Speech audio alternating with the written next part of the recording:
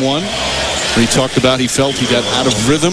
Jameer Nelson playing his first game in 4 months. Nelson, the all-star point guard, recovering from the surgery on his shoulder. Played the entire second quarter. Alston did not have a good game one and said that was part of it.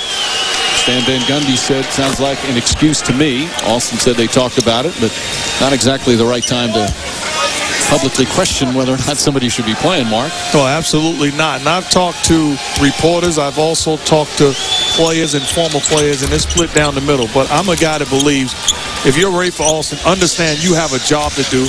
Understand that this is Jameer Nelson's team, and the best possible way, Coach, for the Orlando Magic to beat the Lakers is with Jameer Nelson playing big minutes. Well, there's no other all-star in the NBA where someone would question whether they should play or not. I mean, Jameer Nelson is an all-star player, and he needs to play if healthy. Lewis was an all-star player, makes a nice play there. Now, Stan Van Gundy did say after the game that I made a mistake leaving him in too long. He played that entire second quarter, so you probably won't see Jameer Nelson play that long a stretch as we have a kickball. And I had guys that argued the case of Phil Simms and Jeff Hostetler, the former Giants quarterback. This isn't a one-game series. You have to win 4 games to win the prize. And if Stan Van Gundy feels like he has a healthy all-star point guard, Jameer Nelson, that's his job to put the best possible guys out there. Well, also, they're under-talented in this series. So if you can add more talent, particularly in your backcourt, where their weakness, as Odom goes to the free throw line, now they're really getting into serious foul trouble. Pietrus 2, Courtney Lee 2. And Rashard Lewis 2, so J.J. Redick will check into the game. Redick played just under 8 minutes, kind of mop-up time in the fourth quarter. As Odom's first free throw, no good. Lakers have missed 2 of their first 3 from the line. So some foul difficulties early on for Orlando. And Mike, I want to go back to the question about Rafer Alston. Counter that with Shannon Brown's attitude coming off the bench a couple times this year. He doesn't even play in the first half. Plays for a couple minutes in the third quarter. You don't see him coming out after the game and saying, hey, I wasn't in rhythm. I can't play well. He's just so excited for the opportunity. So much of this game is about your attitude and team attitude first. Lakers by 1, just under 4 remaining in the first. Howard against Gasol. Here comes a double team. Kirkland goes right back. And Howard couldn't hold on. Lakers have the numbers if they push. Ariza. Odom trying to tip it. Howard takes it away. Howard with 6 boards already. I think his energy level is totally different here to start this game. Bryant on Alston. Gortat gets it in deep. And a 3-second violation. Howard down in there. That is 6 turnovers for the Orlando Magic. They had 8 total turnovers in game 1. Well, really not doing a good job sealing and putting himself in position to catch Dwight Howard, and also the guys delivering the pass. Not doing a good job of putting it on point. They have an advantage when they play big defensively, but it's a disadvantage offensively. Well, both teams right now struggling offensively. Both shooting at 30% from the field. Not a lot of points here in the early going. Redick is on Bryant. Bryant looks up, shot clock at 2. Ariza. Gortat, foul by Gasol. And that's the first foul on Pau Gasol. And we'll take a timeout. Just under 3 minutes remaining in the first. Laker lead. This is what I've seen so far. We're playing exactly the way we played in game 1. Other than Rashard making the pass, we're making the same plays offensively into their hands. When's it gonna change? You've seen it now. You know where they're coming from in all situations. Well, he said after game 1, we're a lot better than we showed. He's still not happy. Do you think he knows that Jameer Nelson comes in? Today's his anniversary, you know. 2 years ago today, the Orlando Magic hired him. And ironically, it came 6 days after Billy Donovan was introduced as the head coach of the Orlando Magic. The great coach at Florida took the job. They had the press conference, and then a day later said, I made a mistake. And that mistake turned out to be a terrific move for the Orlando Magic, because Stan Van Gundy, who was close to the Sacramento job, came to Orlando, and we've seen what he's done in his 2 years with the Magic. Well, let me say this about Billy Donovan. Great coach at Florida.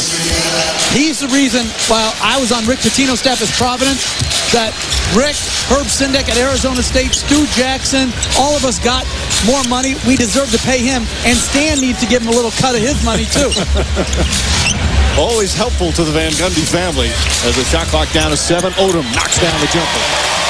5 points off the bench for Odom. But I disagreed with Stan. I think they played much different to start this game. I think they're playing harder with more energy. The turnovers are obviously a problem, but I think they're playing a much harder game. Redick, too strong. And a foul on Derek Fisher. Fisher and Howard went for it. Brown doesn't like the call as Fisher picks up his first. They're in the penalty. So Howard will go to the line. And this is one of the things you talk about when you talk about the Orlando Magic. It's not an all in the backcourt. You want guys that's willing to get after the basketball and gang rebound. Give Derek Fisher credit. That's a foul, but a good job of perimeter players helping bigs on the boards. You look at Fisher, how hard he competes and how willing he is to sacrifice his body for the good of the team. You got to respect that. And he has not let his energy or his poor shooting early in the playoffs affect his energy. He's been shooting much better last several games of the conference finals and in game 1. He's had an incredible NBA Finals run, shooting from three-point range 46% in all his NBA Finals games. Only Ray Allen has a higher percentage.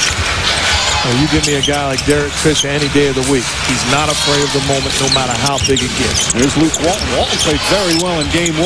Kicks it out. Odom again, an open jumper. Gortat puts out. Ball knocked loose. J.J. Redick tracks it down. But that's where they want Lamar Odom shooting. They want him shooting perimeter jump shots instead of in the paint where he got that first layup. And I like the big lineup, how it looks defensively and rebounding-wise for Orlando. But it is very hard for them to create enough spacing down here on offense to get good shots. Nelson played solidly in terms of his own game in the second quarter of game 1. Did not look good at all in the second half. Played 23 and a half minutes. Howard with 6 on the shot clock. Back out Redick. Redick's got to put it up. Drives across. Shot clock at 1. Turkoglu just gets it off in time. Won't go. And Howard another rebound. He's got 7 already. Goes back up and in. And Howard gets his first field goal. He only had 1 in game 1. That was in the first 2 minutes of the game. I like what he's doing. Very active, doing his work on the boards, and that time a big-time post move. Backer won't go. Lakers now 29% from the field. Well, Gortat's a heck of a defender, so he's really given them some stability defensively. Howard takes his time, gets inside, much more patient. Can't get him to fall, though. And Odom. Here's a 6'10 Odom leading the break. Fisher left wide open, puts it in. A low-scoring first quarter. You look at the problems it creates when your power forward rebounds the basketball and then leads the fast break. Miss assignments defensively.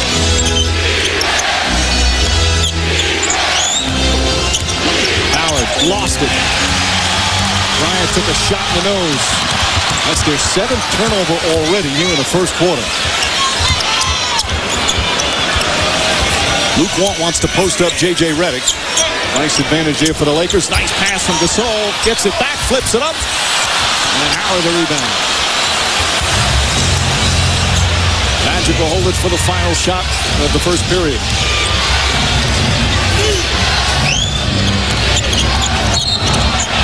Offensive foul. Howard a moving screen. His first foul.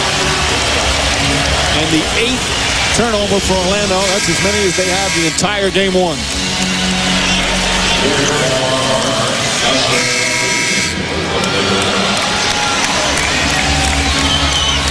Well, that's a tough call to make. I mean, that's Derek Fisher, a guy known to create contact in pick-and-roll situations. I'm Dwight Howard. I have a case to be made.